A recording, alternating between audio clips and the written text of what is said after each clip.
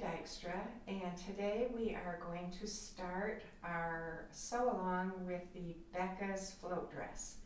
This dress was first published in Classic Sewing magazine in the holiday 2021 issue. So if you have that, you'll have the pattern, and it is also available in my Etsy shop. So I will put a link to that below. But we are going to cover all the different supplies that are needed to make this sweet dress. And so let's get started going over all these different supplies. Here we have our Becca's Float Dress, and I have my iPad with me, and I have my pattern pulled up on the iPad. And on page 2 you will see the different supplies that you need to make this dress. So I thought I would go over some of those. Fabric, there are a lot of different fabrics that you can use to make this dress, and it will turn out to be just lovely. This is a beautiful lightweight twill fabric. I loved working on that. I've also made the dress up in this gorgeous window pane plaid Pima cotton, and it did very nicely out of that as well. And you know, this is a little bit lighter than a broadcloth, so that's a good choice. This dress I've made up, and again, this is a handkerchief linen weight fabric, and with a bit of a design in it, and it really turned out nice in that. So any type of fabrics that are that weight, the weight of a broadcloth or a batiste, will work well. A men's shirting, you could use gingham, chambray. A lot of different fabrics will work nicely for this particular pattern. And then if you plan to do any contrast, like I've got the contrast piping here, and on this dress I did a contrast band. If you're going to do that, you'll also need the contrast fabric, and the yardage for that is listed on your pattern. And again, for this particular dress, if you want to do this style, you're going to need some spaghetti bias for the faux collar and to go around the hem. So that it really depends on how you plan to make your dress, whether you're going to need that also. Some of the other supplies, you're going to need a little bit of interfacing. Obviously you're going to need floss to do the embroidery on the collars, and that'll be your choice, whatever colors you choose to have. It's good to have a couple different shades of colors, so I've got the red and the pink and a lighter pink and green, but again, that's your choice. You can be creative and come up with whatever colors you would like.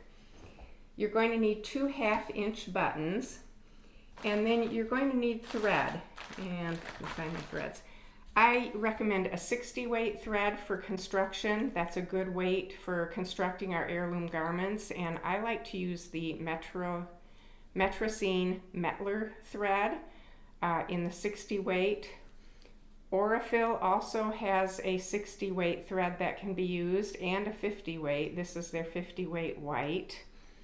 And you can also use the DMC cotton 50 weight thread. So any of those threads are suitable for construction on these lighter weight fabrics. You're going to need some mini piping, some cording, so that you can make your little mini piping. And this is generally available in heirloom shops. So you just need a couple yards of that. You will need your blue washout marker, and there's several different varieties that you can use. This is Marks Be Gone. Sewline makes a nice washable marker. I believe Dritz also makes one. I've used all the different various brands of washout markers, and they all work well. I haven't had a problem with any of these.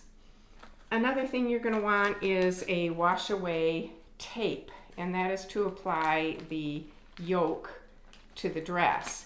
So Dritz makes one. You just want to make sure that it is a wash away. You don't want to have the permanent kind in there. And then I use a washable basting glue. And there, again, there's a number of those that are available. I like the Roxanne's Glue Basted, but Soline also makes a great fabric glue pen.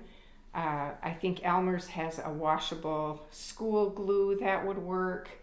Any of those products will work well.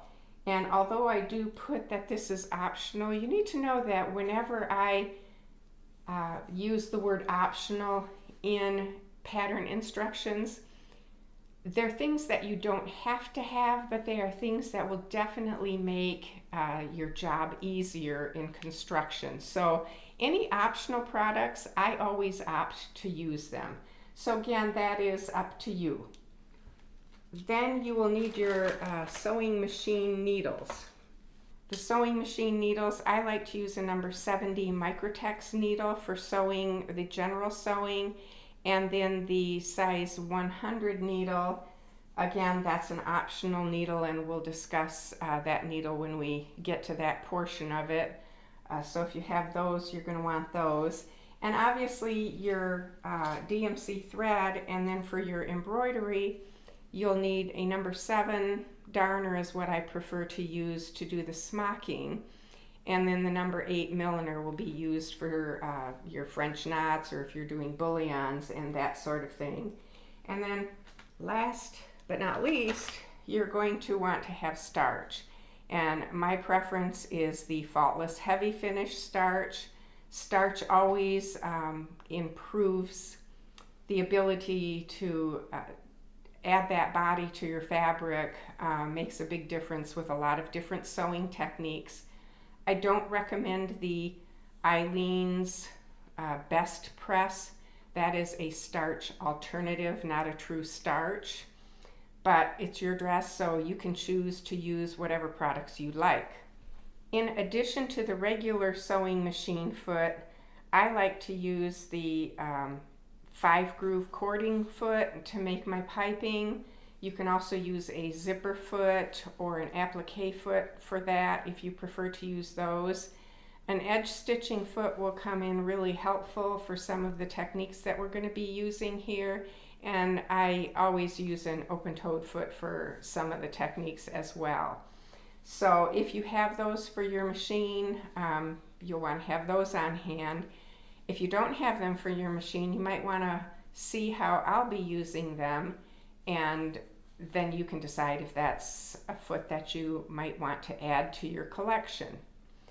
So I'm going to give you a few days to gather up supplies, and hopefully at the beginning of next week we will start with the construction of the dress.